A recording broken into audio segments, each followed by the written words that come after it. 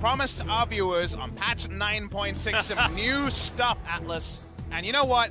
We have limited ability to provide that stuff, but we have much reason to expect that stuff. Now, will that be in game number 2 of the series? It seems like SKT, after being criticized for playing too much Sylas, is not going to allow anyone to play any Sylas. Yeah, SKT banning it on blue side is actually quite curious here, just because Sylas is so incredibly strong. As you've iterated, 9.6 actually saw a nerf to the champion, but we didn't see any 9.5 Sylas, so still very, very strong. If you've been watching any LPL, you'll understand that champion is busted. The Shy doing some pretty disgusting things. On the pick, he's champion who you can first pick, 3-way flex, and it makes the enemy pick different champions because they're scared of giving you too many ults. Yeah. So it already denies you're like, things just based out of nowhere, which is a bit silly. And you think about other champions have to give up power in their QWE to get a sick R. He just steals your sick R and has a sick QWE. So yeah. The champion, unfortunately, in its current state too strong, will be banned away. Let's see what's going to be available and what's gone, because Jace this time going to be hitting the ban list. They don't want Khan going on to one of his long-standing picks. His most played in competitive play is the Jace. Yep, we also saw that the Vladimir had a decent lane into the Jace. Was more of a shout-out to Khan than anything else, as the Lucian going to be banned. Teddy wanting to go back to one of his more scaling choices, potentially. Yeah, it was 3-0 in the laning phase. Root had a very nice aggressive laning phase. Wasn't able to actually fully take over the game, as we noted, but it wasn't really in his hands to close that one out on a Lucian. So regardless, we'll not have that very, very strong tool. I wonder if Zyra Khan red side priority goes up here as a potential duo lane. Tom Kench going to be banned away. And yes, Kalista left open. A lot of stuff potentially could be first pick going on this week, but we fall back to old expectations and Kalista overall first pick. Yep, I had already written it down. I'm not going to lie to you, because it's Teddy, over Lissandra, though, right? That's a good point. But I don't think Faker wants to play it. I think he'd just prefer not to. He wants to play someone else. He wants to have some fun. But if you play to the bans, you ban Ryze, and Lissandra gets way better. Yeah, Lissandra gets way better, and also Vladimir gets way better. So that's the kind of surprise there, is that if you follow the ban choices, you're like, okay, this is a weird spot not to take Lissandra, but then if you look at the nameplates, it's whatever you want. Yeah, so yeah. In this case, it's going to be Kalista. They're feeling like getting a Kalista game on, and Teddy is a very strong Kalista player, and maybe the hope here is, doesn't matter what support Marta gets, they're going to be able to win 2v2, and winning 2v2 wasn't something they could do in game number 1. Especially when they can flex pick the Galio as well. So Galio actually has a decent laning phase into the Lissandra, is something that we've seen in the past, but can also be one of the best possible supports for a Kalista. And it also, because it's SKT and they've been the most willing to flex to mid, makes the Vayne pick for Grace more risky, because it could just go to mid and then you just have a horrible 2v2 laning phase with the Vayne, unless you want to hold support counterpick all the way. And then the payoff there is Vayne. Is it worth it, is it not? It's a question Jinair will be forced to answer, as Clit says, I'm going back to one of my old favorites and playing the reverse matchup, and that's the spicy side of the Elise pick. That is definitely some ego at work there for Clit, wanting to prove that he can just out-jungle C's no matter what they're playing. Reverse matchupping is always very, very exciting, as the double Freljordian duo could be coming in here, as the Braum was left unbanned in this game. All right, we're doing it. Jinair are going to throw the gauntlet, and this might just mean that Marta plays the support Galio. But now SKT should know that Jinair are basically showing their hand completely and saying, we're going to counterpick support at final pick. Unless there is a very strong laning support left open, which I just can't see happening, you're going to have to deal with support counterpick, which means they're going to get the confirmation on the top laner early. This should all be knowledge to SKT, purely because Vayne doesn't want to be in a scenario where she gets double counterpicked, and Galio, given its SKT, is especially likely to be flexed to the mid lane. In case you guys are wondering why I'm talking so much about this point, it's because Vayne is considered a answer to Galio support in the laning phase, purely because it's very clear when to use your Condemn, and thus the breathing room that other supports don't get, because they don't have a disengage spell like Condemn, is there for the Vayne. The other thing as well is that she's also considered a counter to Galio in the mid lane. So we might see, if SKT decide to go for that flex, a theoretical last pick in the AD carry position instead. Which might price SKT into doing what we saw last time that happened, which is the King Zone got kind of merry-go-rounded or musical chairs around when the flexes continued. So, the bans are in. The blind pick support pool is very low now. Morgana, Braum, Thresh, and Tahm Kench all taken away. They're going to try Alistar. This is actually very bold from Jinair. Yeah.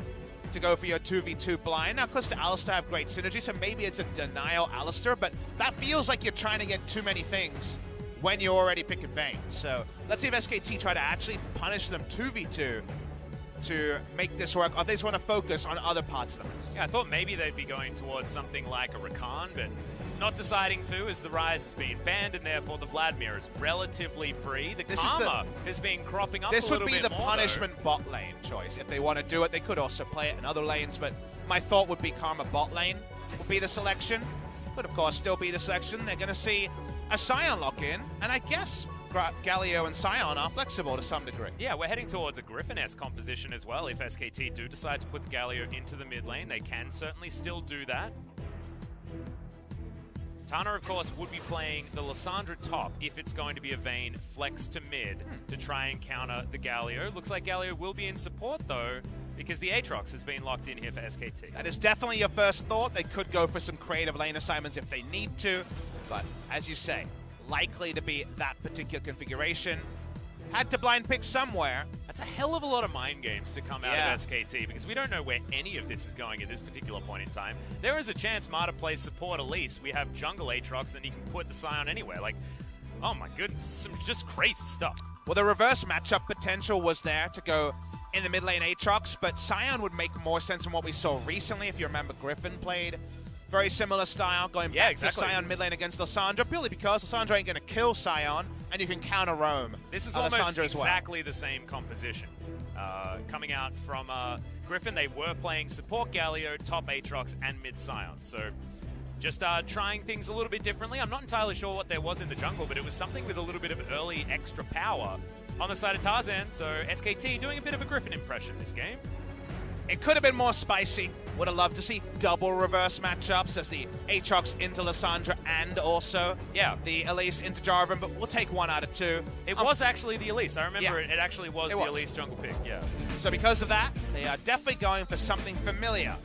SK Telecom T1. Damage-wise, the game goes on. They'll have considerations, but this is the SKT style I've liked the most, is their ability to abuse early game and close games rather than their ability to try to scale into the late game. They've already shown some scaling in game number one. This is one where I want to watch the clock and say, okay, SKT, if you want to actually impress in this series, show us that you can just overwhelm the enemy before Vayne can even get 2 items. Yeah, and I think this is a game where Clid has to pop off as well, because they don't necessarily have winning lanes, but they have lanes that can help with a gank extraordinarily well. Their gank assist on all of these champions is disgusting, and that's how we saw Griffin actually manage to dismantle Damwon in that example. Let's see whether SKT can do the same thing in game number 2.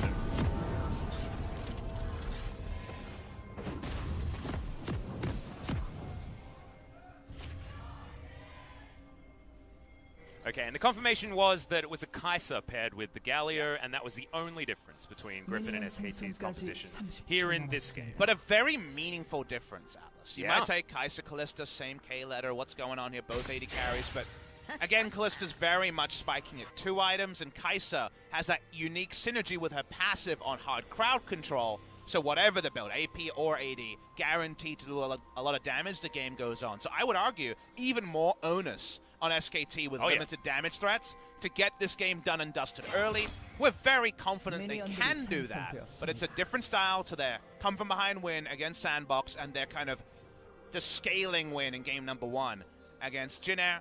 Still a lot of comfort there, and Faker just dusting off after Chovy reminds us that just go Sion and grin and bear it early game against Lissandra. Yeah, we'll see what his build is going to be. He has taken himself a bit of a spell book here in the mid lane. You do have that ability to do so, meaning that you can abuse the teleport to make your way back in and get some decent back timing. And good news, when he teleports back in, he can take Cleanse, and then he's Cleanse Sion against Lissandra. Oh my goodness. Doesn't seem like he's going to be moving anywhere. And when we saw Chovy playing it, it was the classic Chovy Sion mid, which was have a disgusting amount of lane control after you've maxed out that Q. Very early on in this game, though, C's, you can see, setting up for a level 2 gank. Fake leash topside by SK Telecom. Aatrox spending a bit of time at the blue buff before going up. So because of that fake leash, let's see what happens. Yep, there's the flash pulverize. They're looking for Teddy, and they'll find him. It's a decent taunt, but it is not enough. And first blood goes to the Vayne. Just super assertive that Sweeper gave them all the information they needed, and they pick up first blood. Nice move, Jin-Air. Really, really good stuff. And I like that they just got in there with the pulverized flash as well. Guaranteed CC. And Teddy doesn't have cleanse. He has no way of getting out of that because it's a knock-up anyway. And Kellen's just having fun with his Hex Flash now, not even needing to give up too much, given the fact that he's taken that particular route. Right, it's Jin Air nice and tricky, and even though SKT were doing the mind games with the fake leash, they say, okay, I guess the jungler's topside, whatever, let's soul in, and the all-in works, the decisive play works, and good to see from them as C says, I want as many Scuttle Crabs as I can get. Yeah, and it actually would have been cool if C's had picked up that kill as well. It would have meant that he has skirmishing potential against Clid, means that the counter ganks will be even more important because we know in this composition for SKT, the Elise is very important at getting this particular composition through the early game because they don't necessarily have winning lanes. They've just got a lot of ability to help those ganks happen. So Kellen hadn't revealed his summoner. Usually you take headbutt trade at level 1. He had taken pulverize, and very clear what happened here. Don't need to go over the minute by minute action. Yep. 잡아. 나이스. 무킬이야, 무킬. Get it. It's nice to hear some clear comms. Of course, we don't get to hear generic comms too often there. Yeah. But the thing to say to your point is you probably have to go Cinderhulk Jarvan this game compared to the Warrior Jarvan we saw previous game because it's going to eventually be how many big thick boys can stand in front of Vayne. So the kill going on to Vayne, if it brings that timer earlier, Atlas, and there's 2 items online, who's to say that Jin Air is going to find some potentially good moments, and the route has gone pretty bold in his Keystone choices. No Hail of Blades here that we sometimes see taken as just press the attack solo queue style on this Vayne. Yeah, there's more of those that have been coming in here as Tana doesn't quite find the stun with the flawless duet, but he'll be able to pick up these minions under turret. It's been what Aurelia's been good at the entirety of her time on the Rift. Aurelia, her release. Carry top, Vayne, carry, 80 carry, and obviously one of the harder ones here. So we are expecting Cinderhulk, unless they really want to fight. And there is the argument, you go Warrior Jarvan, and then you act as a bridge. I think it's something that we see good teams do, is say, I'm going to be really powerful now, and later I'll buy a GA, I'll just try to control space. Yes, my items don't scale that well, but guess what? My teammates will get to that point more reliably and scale just fine. So wait and see what flavor of Jarvan we see. Right now, just focusing on Tana. He was able to do his matchup here. He's on the Aurelia. So one of those matchups where you do get value out of your W against Khan. Yeah, and it's not necessarily a composition that I like too much as far as a 1-4 is concerned, just because Vayne doesn't quite have that wave clear that something like an Ezreal would have that we saw SKT piloting so well in game number 1.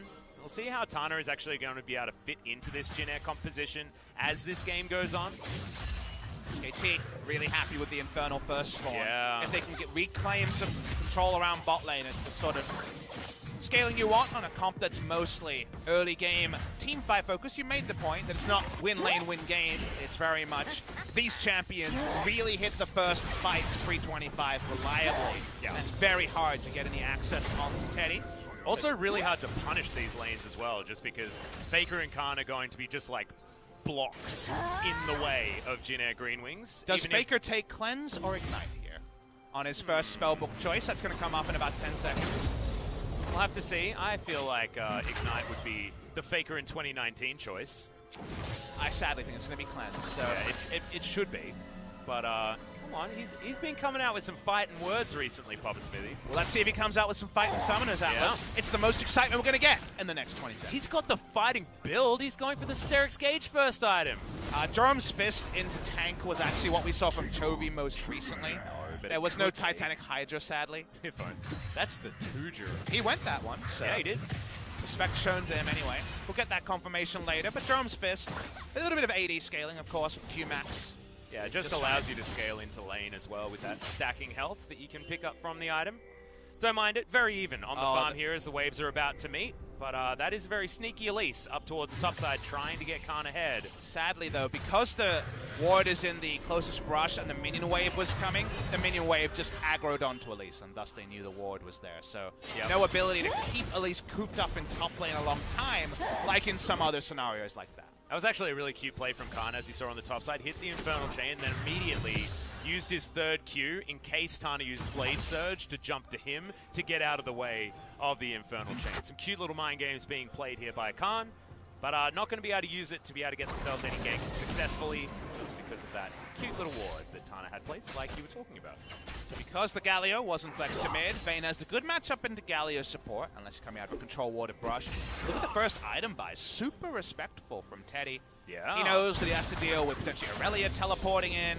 Jin Air just want to get gold onto Vayne and get her to 2 items as early as possible before SKT can use their comp to bulldoze them. So given that and how many people can pack up, I understand it. Here we go. Yeah, there's the flash in. This is a level 5 Alistar. Has to use the flash in order to get himself out, but Namada is going to get knocked up. Teddy picks it up with the Ren stack, but they do trade it as now Seas going aggressively. Clid offering more damage back. Teddy needs to be respected though, and speaking of respect, Faker down to 200 health in the mid lane as Grace flashes forward, but he queues too early and doesn't pick up the kill. So unfortunate. I believe Faker had to go up the lane to interrupt the teleport from Grace, which wasn't actually able to be completed. Almost solo killed in the procedure, but it ends up being 1-for-1 after all. Yep, no summoner spells left in that mid lane, which is good for both of these junglers as Tana's taking a lot of damage up towards the top side. That's a great reset though with the flawless duet. And now we're still fighting Faker. Oh my goodness, the knockup isn't going to come in. Not in time, but they might be able to get the trade kill as topside Tana has killed the Aatrox under the turret and Faker gets one back. Tana going to be way more lucky though, walks away with 150. An eventual trade kill in the mid lane, but a solo kill on the top side. I wish we kept the camera on Tana, because even this part we saw... switching back and forth, But even the part we saw, Atlas was so sick on his part. Hitting that flawless duet was actually awesome, hitting the stun on the part that we saw, and then was actually able to pick up the solo kill there.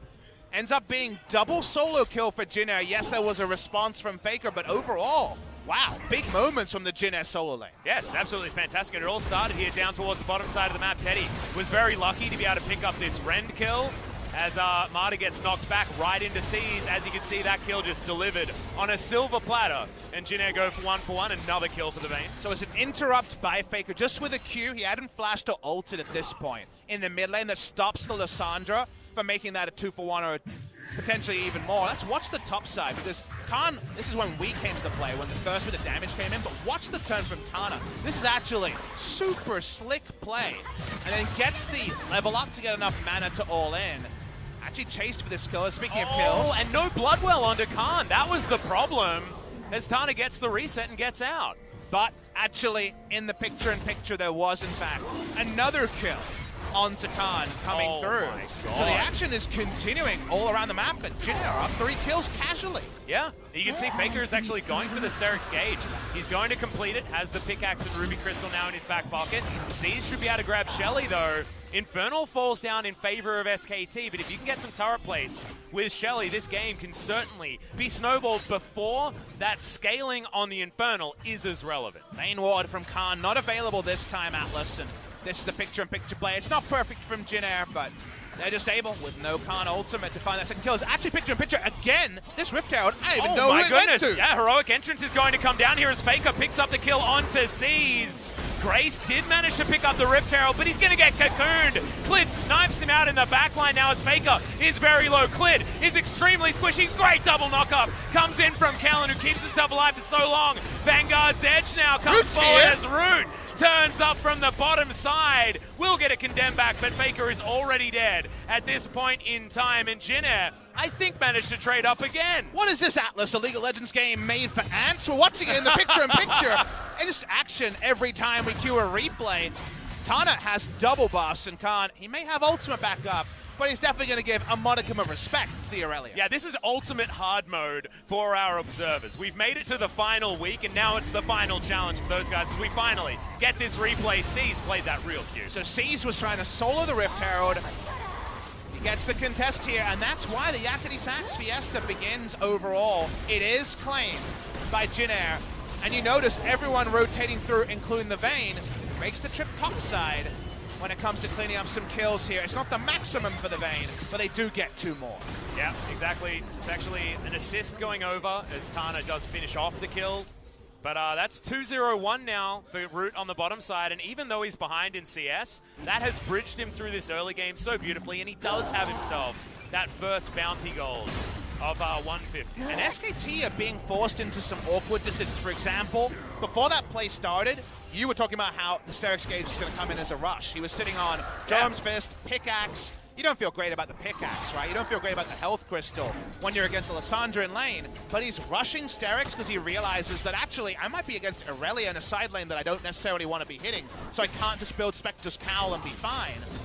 At that item timing, Jinna actually forced a fight where he doesn't really have much of anything, right? Doesn't have Merc Treads, doesn't have a lot of magic resist. They're able to take him down further, and in a game where we like where Jinna is going, they're actually going there way earlier than expected. They don't have the Infernal, but a lot else decided Jinna, and Well, maybe a death. Cocoon goes all the way through, but Root does have Cleanse. That was a lot of value, that particular summoner spell right there.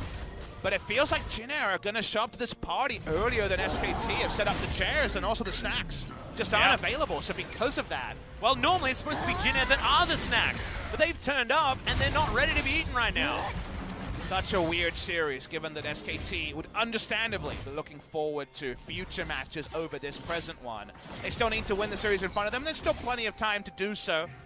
But SKT got a lot to worry about, especially Tana, who casually has a 20-odd CS lead and 3 kills over his opponent. 3-0-1 in this early game is just incredible for the Aurelia when it's being piloted by a Jin Air player. And it's Tana subbing in for game number 2 as well. Yeah, exactly. I mean, Linderung has not been finding too much game time recently. Remember, it was Chongo on the top side. It was Grace on the top side then in the second game.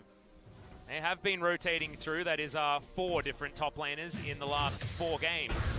Taking inspiration from maybe the team you least should take inspiration from is mid lane. Faker's just smacking down on Grace. He has to ult himself. Seas comes in here, and Faker, remember, not a lot of resistances. Gets himself that big Sterix shield and does find a lot of damage from his Q cleared. Can he get here in time? That's a great Cocoon landing. As Faker's at 1 hit, he's going to get killed by the minions! Oh no, the Caster Creeps gets himself the shield back. And I don't think you can say, you're not allowed to say calculated at that point in time. I think it was single-digit HP. It was up to 25, ticking by the time the shield was able to abate any more damage. Natural health regen, never more encouraged or appreciated. Bit of a fiesta going on around here, but Jinna continue to profit. We're waiting for SKT to, really sees. Oh, no. What did he die to? Red buff. The Bramble Pit. The party in the Bramble Pit. Yeah, Rivington called it in the past. This time, it's a party that Seas just wasn't ready for. Seas was ready for the Broken Shard. He was seizing his Broken Shard moment. I'm sorry, my friend. You're never going to live that one down. As Marta and Teddy here do get the shove on the bottom side of the map. Turret plates have gone down a minute ago. Not too many of them have fallen apart from the top side of the map. For Jin Air Green Wings. And it's a very consequential execute as well, Atlas, because it's when Jarvan died to monsters, right? So they know Jarvan can't be there. That means the freebie to SKT. They will lose top lane turret, but after all the plates are down. And SKT, remember, they're trying to hit the mid-game running. They're definitely tripping up in their execution, getting to that point. But the Infernal is the kind stranger picking you up a couple of times and maybe allowing SKT a more even team fight than they deserve. Yeah, one of the scary things is here for... Okay, this is looking good for Khan. Throws down the World Ender. Vanguard's Edge is in there. Tana's trying to fight this one back, but it's not going to work. The flash, I don't know where he thought he was going. That knock-up is all around you. As Khan picks up the solo to get back at Tana. He's flashing to the next life, Atlas. That was very much the light at the end of the tunnel, but it was not, unfortunately. Flashing into the death chamber. It was the darkness. That's what's happened in the mid lane. This is why the play started. No. That's important. So Faker actually, the reason he almost dies to begin this play is interrupting Riptail. Thank you for the 200 IQ. Korean observing there to make sense of why Faker was so far down the lane. However, I would love to see the HP bar here. I believe it's single digit. Here's Seas. He's trying to seize the day, or the red buff, or the Bramble Pit, or the party, as we talked about. Let's watch this one. So he's down to 200 health. Let's watch him die. We're going to watch how close is it, Atlas? Is it one order? Oh, he gets to 1 health! Oh my Holy God, crap! it's a disaster! How many people are staring down the light at the end of the tunnel? It was literally the Bramble as well! Oh, that's so bad. And then also, I take it all back. He doesn't deserve the kind of hatred that we gave him for dying to the red buff. That is not, you're an idiot, you died to red buff. That was him doing everything and making the calculations and then 1 health. 1 health. This red buff deserves a name. What is the name of Jin-Air's red buff? As we'll have to hold the point for that. Yeah, we will. I'll keep it in mind as the Unbreakable Will does go down from Kellen, but now Root has a lot of damage. Faker is in there, gets headbutted back. I think the Scion is going to die, but SKT grabbed the first one onto Tana. Faker trades his life back, but now will be Zombie Scion, but not enough to go for the dive here against Jin-Air. Only 4 members of Jin-Air defending though, so they didn't have Lissandra involved and still were able to trade 1 for 1. A third Infernal is spawning. Jin-Air, it feels like stopping that from going to SKT is maybe their ticket to get in the 50-50 fight. That should favor the Vayne comp. Yeah, the thing that's really scary though is you can understand why Jin-Air aren't going for these early game team fights around objectives like the Dragon. Just because their composition isn't as good at it. As SKTs, as Grace is looking for Clid, doesn't find the last tick on that particular Q there. So doesn't go aggressive with the ultimate down on the Spider Lady, but very squishy is Clid at this point in time. Stopwatch was there, not too much more. We're going to call the Jin-Air red buff Brian the Bramble. The life of Brian was definitely a story. It was an eventful one. It was. I read that journal entry. Here's the replay on the play. Lissandra, the only person not to pack up and go bot lane. Faker's on the Scions, of course, roaming like a Lissandra makes a lot of sense. Another great stun from Yeah, Tana. that flawless duet even hit Faker. It's why this turned into multiple skirmishes rather than something approximating a 5v5. Obviously on that side, Vayne's going to be fine, and now Vayne's 12-25 gold away from being teamfight ready. And you would say that SKT are far away from closing the door on Jin-Air. Yeah, Tana now, he's struggling a little bit here against Khan, despite having a fantastic early game and still having a 21 CS advantage. Now that the Black Cleaver is in, a lot of extra CDR is there for Khan, so he's pretty comfortable. Interesting to see Teddy bring back a build we haven't seen much at all. Yeah. Seeming very much like we're going to be seeing the mirrored Rage Blades on both sides. This is a single target build that makes frontliners more accountable. So this is very much about killing C's if C's the only person he can order. Yeah, also Tana as well, as we've got a fight on the bottom side. Teddy gets out of the Cataclysm as now he's trying to dance away from the Jin-Air players. Does so effectively. That's the problem with Kalista. If you don't kill him with your burst, you're not going to kill her at all. Really weird flash from C's. I couldn't see if it was an EQ or just flashing for an auto, but Cinderhulk, he's not going to be able to take down Teddy. Both of the 80 carries able to back away. Vayne's going to go mid lane, and now it's on Lissandra to wait. Yeah, I want to shout out Faker's build just a little bit more. I know you brought up the fact that it feels a little bit awkward not being able to build something like the magic resist items, but building flat health is better when you're against otherwise full like armor damage. So I actually like it. I like the decision to rush towards it just because it feels like the best possible option to try and deal with not too much magic damage at all. 15 seconds on the Infernal Drake. The best possible Drakes for SKT this game, given how it's gone. So Jin-Air desperately wanted to pick up an answering Infernal. Of course, the amount of percentage AD and AP is way more for that first stack. Speaking of first stacks. Yeah, we're looking for Faker here in the mid lane, but he's very tanky. Infernal Chains land onto C's, who just takes too much damage. Even the Q landing there from Faker, you know that Vayne has a great time smacking down on a Scion. And now SKT are going to start off this Dragon. Jin-Air caught napping a little bit there in the mid lane as Faker not able to actually go back and doesn't have the teleporters. Oh no! Going for the flank, and Grace just gets punished. Lane ward there was the big reason SKT got that pick. The CC duration, the CC overlapping was way earlier than Grace was aware. Grace taken down, full CC burst, no ability to self-ult, and SKT do get that much-needed third Infernal. This is the tonic they're looking for. Now suddenly they've got the wings that Red Bull apparently gives you. Yep. They've got all that extra AD and AP, and all they're waiting for is Teddy to finish the second item. And then, if their execution is better, they should stick the landing on the first big team fight of the game. Yeah, somewhere Clement is incredibly tilted, by the way. Did you hear his rant about wishing that dragons were seen before the draft phase? Yes, this is Grace just being spotted by Lane Ward and getting destroyed. The vision toggle there is so important. It wasn't like Grace chased 3 members and died haphazardly or got too greedy, trying to kill a Kalista that looks suspiciously far up the lane. Instead, the Lane Ward was the true MVP there. It was out of turret range as well. Great lane ward. Not sure I'll put it down. I'll give credit to Mata, given that we had so many words for him in game number 1. Things coming together better in games number 2. And when it comes to vision control, I think Mata's probably the man you want to talk about just in general. It was either his ward or he told somebody else to put it down. As our Rage Blade is now completed. For both of our Eddie carries at this point in time, Teddy was jealous of Root being able to head towards that as item number 2. He decides to do it as well. Hurricane will be coming in next. And as a viewer, if you want to know who's going to win a team fight, consider again which AD carry can stack up the Ginsu's Rage before the fight gets going. Because if you enter a fight 6 stacks and the enemy AD hasn't autoed yet, you have insanely more damage, whether you're Kalista or Vayne. Fake is just tanking up a turret. The Cocoon is going to go wide, though, as Grace explodes! Oh my god, that damage is insane as Clid didn't want to pick up the turret aggro. Grace survives with a sliver of health. Yeah, 2 different options there. Actually use the aggressive ultimate rather than the self-ult and live to tell the tale. So Grace was able to problem solve through that one. He can TP back in, but this is still staying isolated without his ulti. Did they just try the dive again? Yeah, doesn't have ultimate this time around, but does have his flash coming up in a couple of seconds. Seas turns up, but you can see Faker's got a frozen heart. He can tank the turret for near years at this point in time. And coming back to the point about warming up your Ginsu's Rage, it's a 950 gold bounty versus 600 bounty if you add on the 300 of the previous system.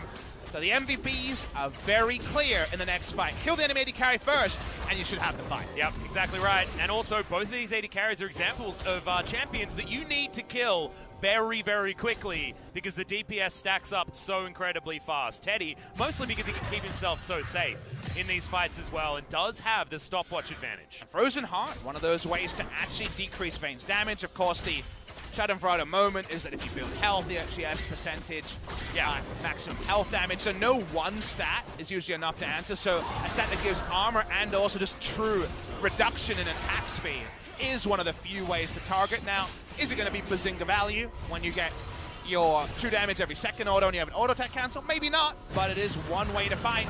That is the way that works against both Tana and Root. I'd say Seas, but he does no damage. But also now, Faker has that I can infinitely tank turrets build.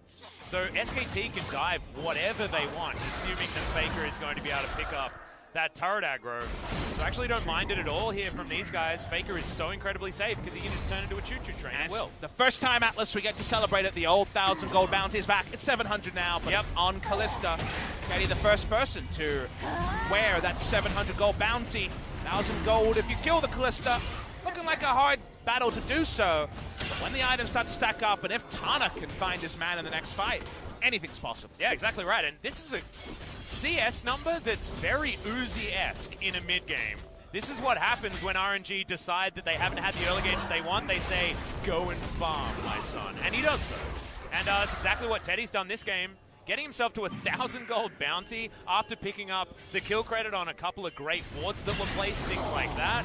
The early game did not go well for these guys, but Teddy's turned it all around in the mid-game as Tana is going to get knocked up very, very high, and that flawless duet was not exactly as flawless as you'd want it to be. In fact, every single skill shot is going to miss, and now Seas could be in line for a 2 versus 1 against the Aatrox, and SKT have decided they'll take advantage of it by taking down a Baron at 25 minutes into the game, triple Infernals in hand. And Khan's not allowing the Jarvan to get out of the dance pit. He's going to have to stick around, and here's TP. Yep, Fate's Call comes in, but Tana does avoid. Oh, not enough, as Teddy's just going to be able to execute him. Now Grace, with not too much more than an Aftershock that has worn off, now has to use the Claw to get out.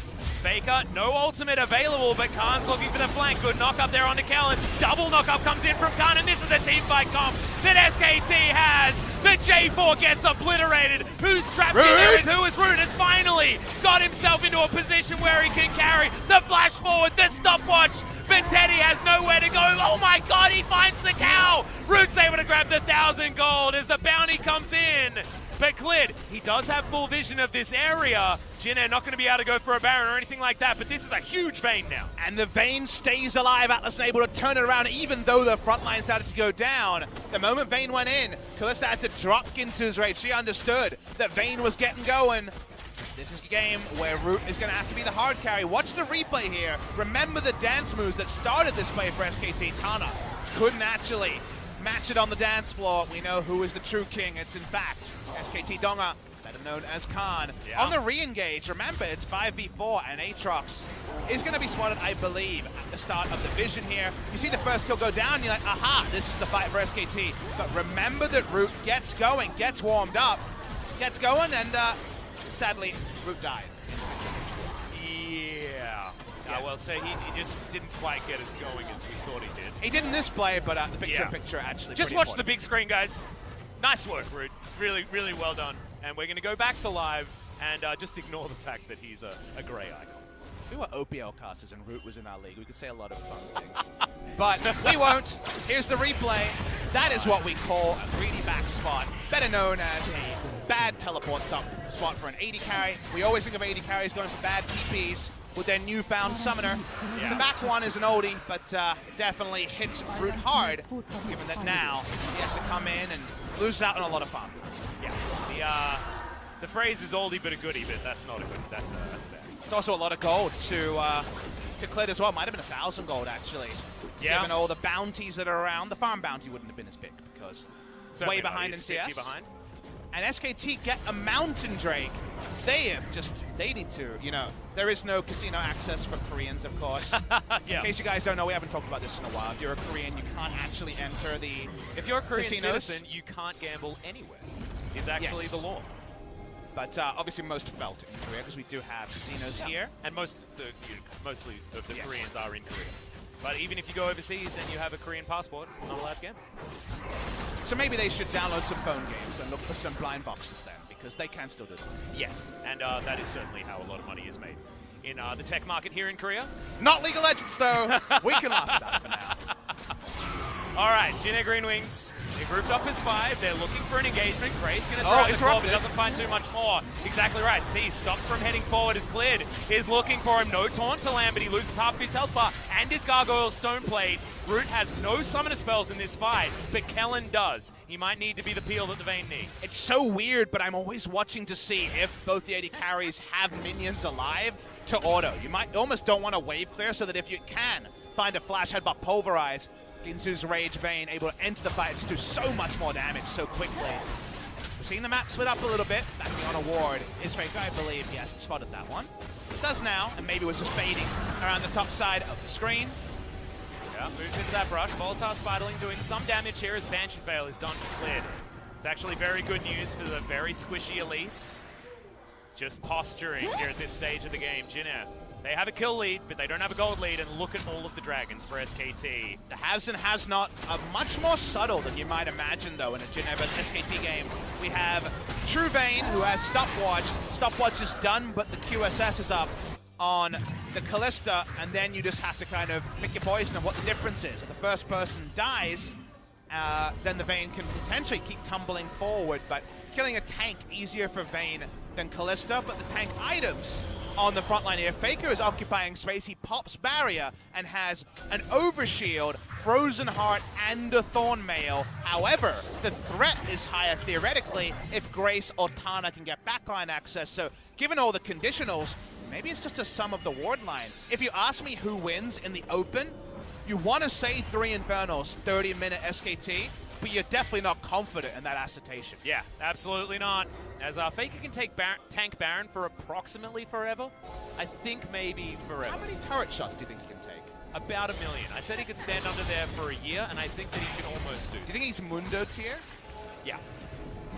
That's Thornmail and Frozen Heart. It's just and Sterix and Barrier. Yeah. It's just silly.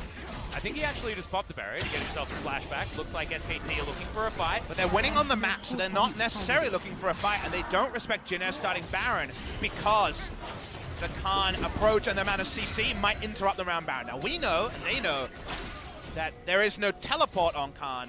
Jin'er are not the best around Baron Atlas. The big reason they lost game 1 against, I believe it was, KT last week was their kind of misfiring around Baron, so SKT make the measured read. It's correct. Yep. 3 items on both of our top laners actually says a lot more for Khan, who struggled in the laning phase. The Baron has been started though, and Jin'er do have a lot of damage. Root has to be respected in this Baron pit. You can see it's no surprise to SKT. Should be a 50-50 as Clit's going to come in. Sees, jumps over, tries to lock down Teddy, but this is the J4. The triple knock-up comes in as Teddy's able to grab that first kill. He gets knocked up by Kellen, but where's the follow-up damage? It is absent from this fight. Root is still alive. He's tumbling forward so far, but he's going to die. Clid grabs that kill, and now Jin'er is trying to fight back. Double kill for the Aurelia. The flawless duet. Faker, he's going to go down. It's a triple kill. Can he get the penta? Tana gets the quadra, and now he's going to be able to get it. Tana just steps on in. Linderung was there, but now the Aurelia saved the game. Khan will be the buzzkill, no pentakill, but still a big moment for Jin Air. You see how tricky it is to keep on top of Vayne and Irelia in a team fight.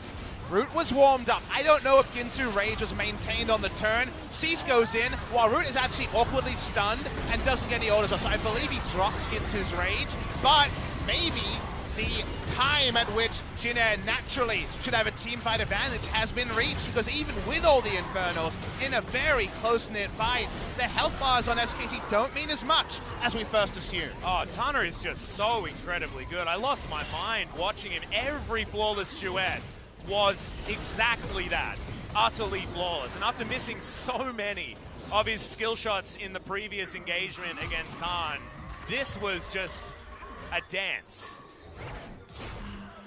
But at the end of the dance, it almost feels like it's like Strictly Come Dancing, and we're pretty sure these scores are going to be pretty even. However, Jin Air, because of their team comp, should have the runs on the board. They should be able to outscale in this game, but a lot of that is execution. There's been many simple drafts they've mis-executed on, with Root being the one who at some point should have enough threat and tankiness around him that he should be more unimpeded than the Callista.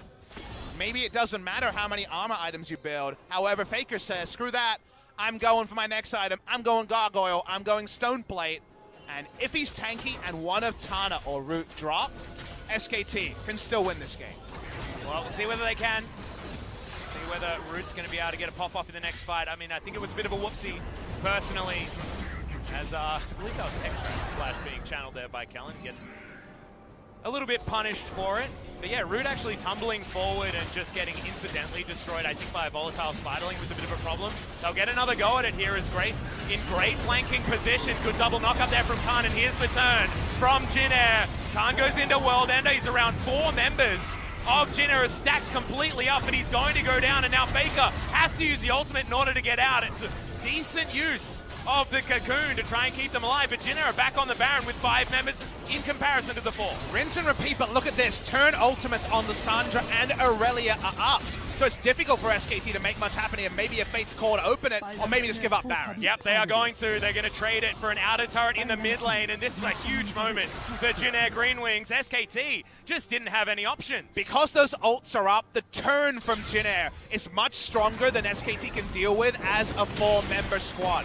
That's why they have to show respect. If they needed to invest Lissandra and Irelia ult to get the 1 kill, I think you walk up as SKT. But on the replay, just notice that no one can get near Root, and at some point, we're just waiting for every subsequent auto. No escape plan for Khan. Yeah, exactly, and actually really like the Cataclysm placement to come in from C's. It really denied any follow-up on what Khan was trying to do.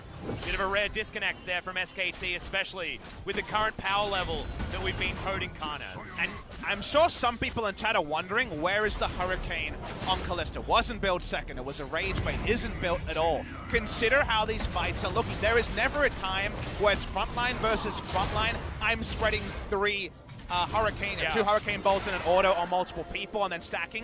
It's very much threats getting in and out of Callista's face, and she just needs to survive and fight back when one person, say for example Jarvan, gets in her face. So going very much for a defensive build in that scenario and not getting the standard Rage Bait synergy that we often see. Well, SKT are doing a decent job trying to defend this, and you can see their minion waves are in a brilliant position. So far, first minute of the Baron has not been all that successful. SKT also took the Ocean Drake, so next Drake is going to be up, and it's going to be the Elder in about 4 minutes or so. Tana is able to actually get some space here, create some lane control on the top side, but that means that Jin Air have to give up in the mid lane. Now Clid is hunting for Grace here on the bottom side of the map. It just feels like now, even with all the Infernals, it's a rich man's versus poor man's scenario, because Teddy going a single target build feels like a poor man's Vayne in these fights, because Vayne gets to be Vayne, and unfortunately you can be a rich man's tank with your Thorn Mail, with Sterix, with all these items, and it's still Vayne. And in a front-to-back fight where Teddy tries to keep up Ginsu's Rage in order so he can, Vayne's going to do more damage. It feels like the rich man's Vayne is working out, and SKT need to redefine it with some creative engage to stop Root from getting going. Here's that creative engage. Yeah, they're going to dive on forward, but it's straight into analysis. Not exactly the target you want. Another Cataclysm is going to break Khan off from this fight as Root. He's going to come in, but Khan is looking for it, gets him down to the stopwatches. Root's not going to survive. Clid takes him down, and now SKT have got the turn. Jinner, unfortunately, a misplay in the team fight that was going so well. 3650 is your vein spotting timer. Unfortunately, Root is just feeling too empowered. His summoners are up, he can go in. No, he actually ends up going in far too boldly, and SKT might just win. Yeah, exactly right. Remember, this is 37 minutes into the game. Triple Infernal on SKT. They can tank turrets forever, and they got 5 members still alive. Teddy's got 5 items, and what a way to go down for Jinner. Tana almost with a pentacle in the last fight. They had the Vayne composition, they had the late game, but they didn't have the finesse. In these team fights, they're going to go for one last-ditch effort as Tana goes down to Hysterics very early on, but he gets rendered. They do deal with the minion wave, and SKT, it looks like they're not going to win just yet, but they might be able to get this follow-up kill. Infernal Chains is going to get rid of him. See you later, Seas. You are going to be falling here. That was a really cute follow flash there from Khan, but Kellen gets into position. Seas living there actually means their reset around Elder Dragon is going to be much less delayed. The face check here would have been criminal from Root. He thinks better of it. Man, there's so many people lying in wait. They're all chomping at the bit out well. Yeah, Marta's looking for it. Doesn't blow the flash on an Alistar. I like that play. Unbreakable Will is still there. Final hours pop now from Root. Can he get value? You can see he's playing very far back. Grace is going to go into his own ultimate, but can Jinner get into position? The answer is no, and SKT get another free one. Flawless Duet doesn't actually arm. Jinner waiting for it, Faker with another ultimate, but it's onto the cow yet again. Headbutt pulverized, lands onto the front line. Khan is going to be able to get rid of him, but sees in the back line another Cataclysm in decent position, but Teddy is going to take him down. Root cannot find the free auto attacks. He's just taking too much damage. Double kill for Teddy. And this will be the end of the game, and the 2-0 from SKT. Tana with a heroic effort, but he's going to spell the triple kill for the Kalista and the ace for SKT. It's an LCK spring, 29 story as old as time. Jinner, unfortunately, your faith in them in the late game is misplaced. They will eventually make that execution mistake, and Root going down means there's no longer a 5v5. No longer can they be about baiting Baron and turning with a 6-stack Ginsu Rage Blade on the Vayne. Unfortunately, in the outnumbered scenarios, they choose their battles better than SKT. They put Jinner out of their misery, and they do close the series 2-0.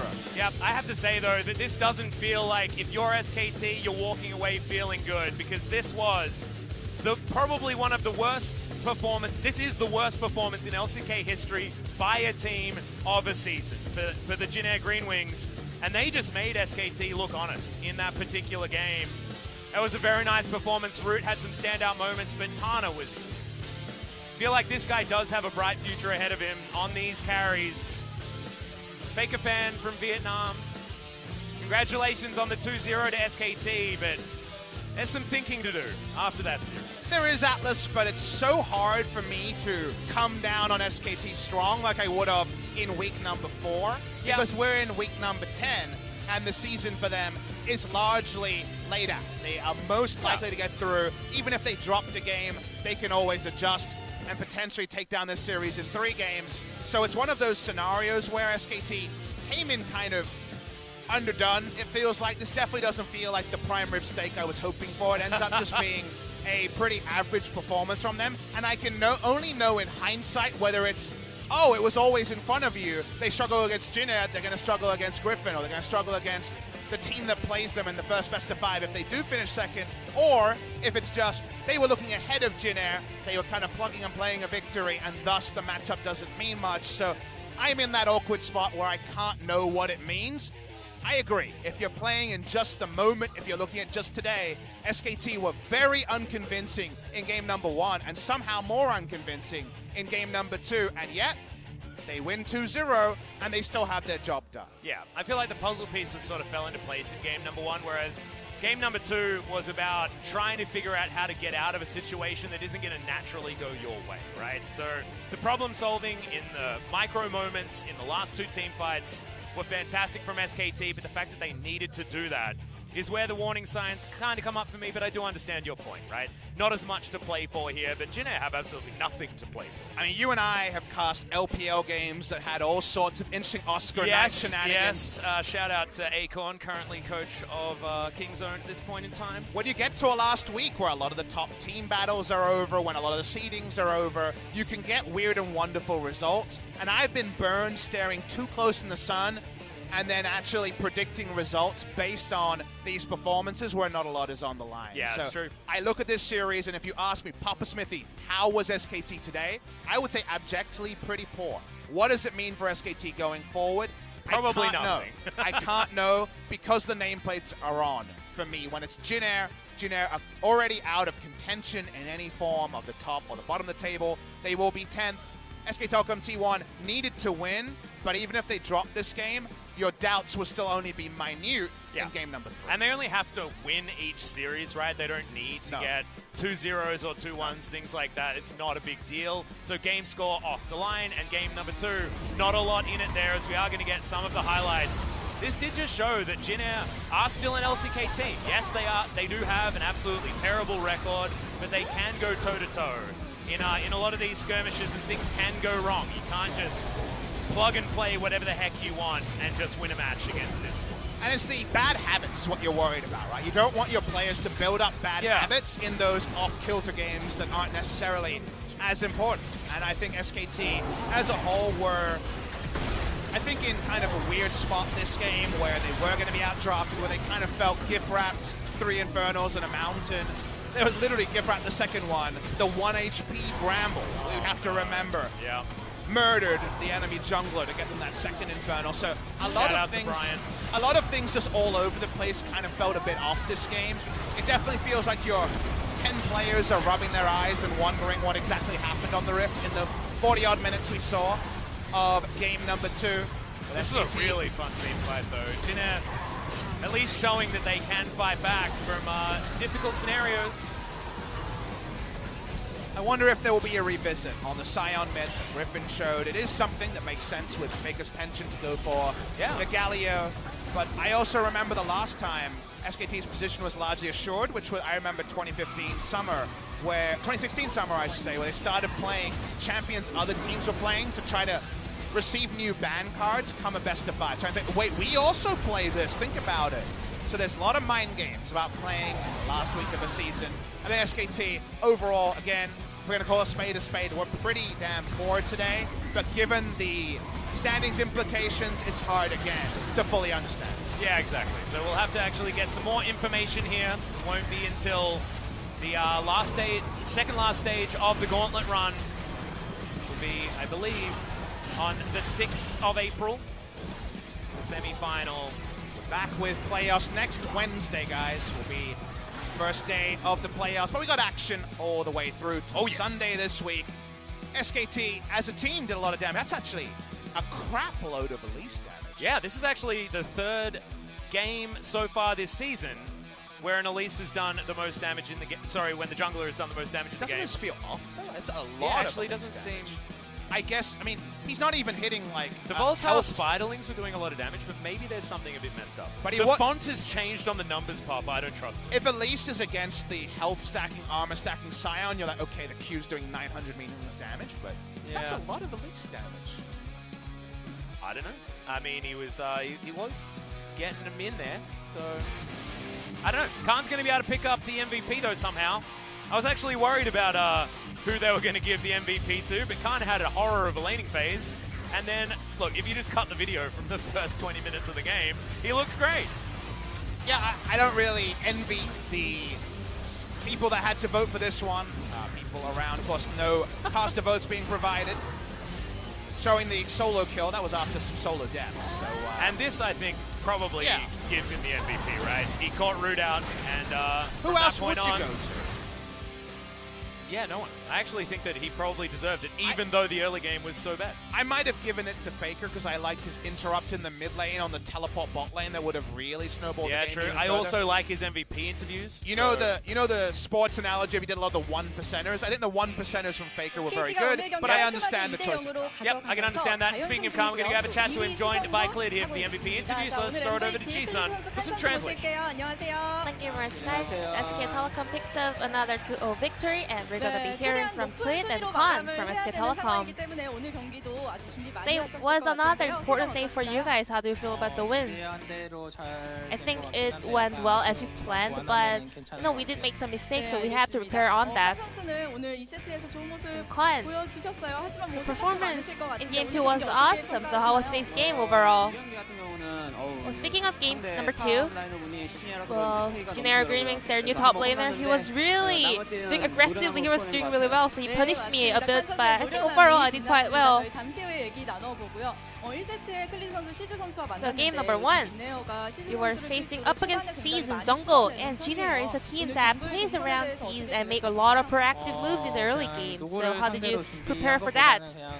Well, it wasn't really a specific person. I didn't really bring up any strategies thinking of Seas specific. I think we just did as we planned in overall. Before every single game, we always do the same thing. So I actually was thinking of jungling path because there was a Scarlet Crab in the bot side. So, but I was actually lucky to kind of convert that into a gank in the bot lane. And you also dodged the range of the scanner. Was that intended? I think I did at that moment, but not that specifically. So Snare kind of lost where you were at that moment. Maybe that was why you were able to make such a successful gank over there.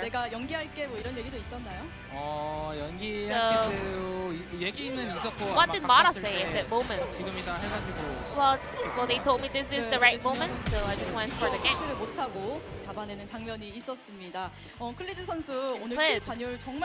Your kill participation was 90%, and everyone was making praise about your jungling path. So, whenever you make a gank attempt, do you make your own decision or follow the laner's call? I mean, it differs to every jungler, but whenever I see the angle coming, I just go in.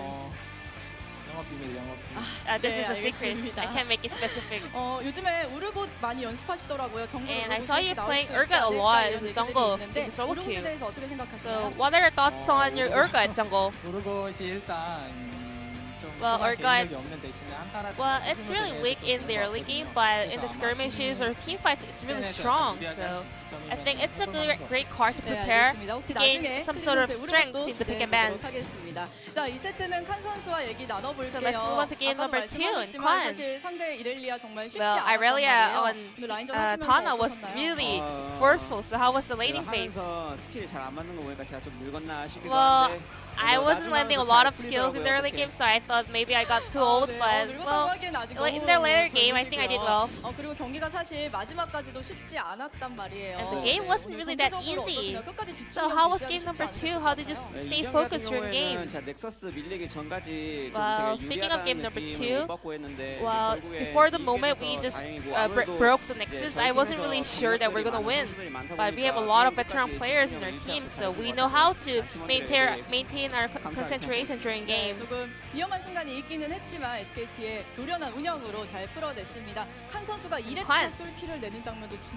The solo kill on Irelia was really impressive. You were actually 2 levels behind.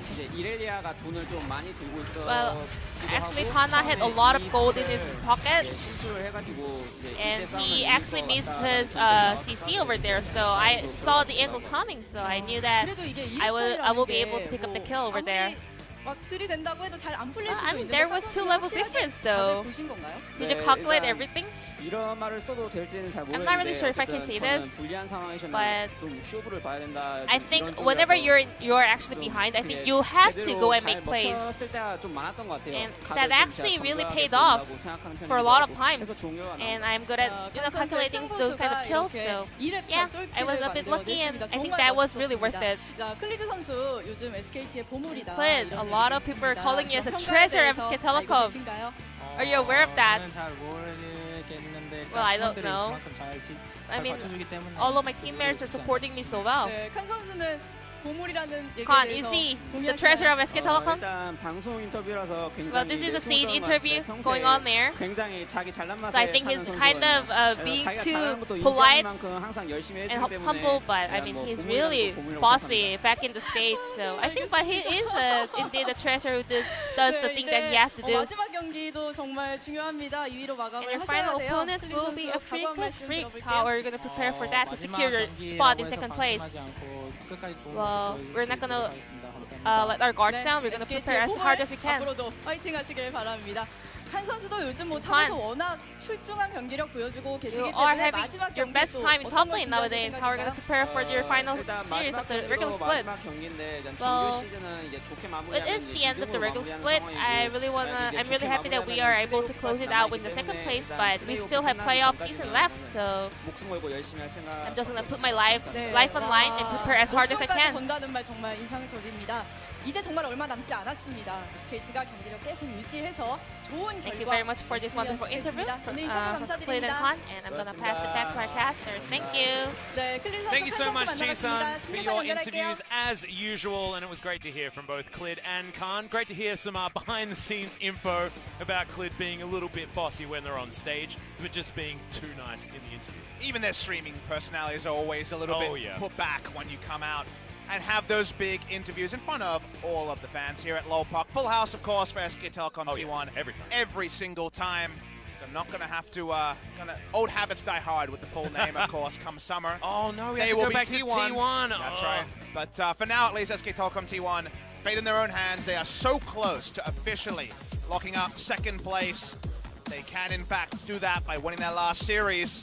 Speaking of series, we will have a break between series 7 p.m. Korean Standard Time, so in 50 minutes we'll be live for Damwon Gaming versus Gen G. Damwon Gaming are locked. They will be 5th. They cannot move to 4th or 6th. They will be in the lower seed in the wild card match. They will be playing next Wednesday, so 6 days earlier, they play against a Gen G team looking for a match victory to stay safe of relegation. Yeah, and the only way SKT get knocked out of second place is if Kingzone 2-0s Griffin in their next match, and SKT gets 0-2'd by Freaking Freaks. So SKT basically locked into second place at this stage. Damwon Gaming versus Gen G is going to be an exciting one. KT going to be looking on with nervous eyes, but Afrika Freaks probably the team that's in their crosshairs the most. And all we're looking for, what's in our crosshairs, Atlas? New stuff. Yes! Where's the new stuff? Oh. We saw precious Where's little the new Urgot stuff. jungle? There's so many things that should be It happening was in the right interview, now. Atlas, only in the interview. Oh, well, we've got an hour to go backstage, find Damwon and Gen G players, and tell them they need to be playing the fun stuff. We'll be back in about 50 minutes, guys, for match number 2.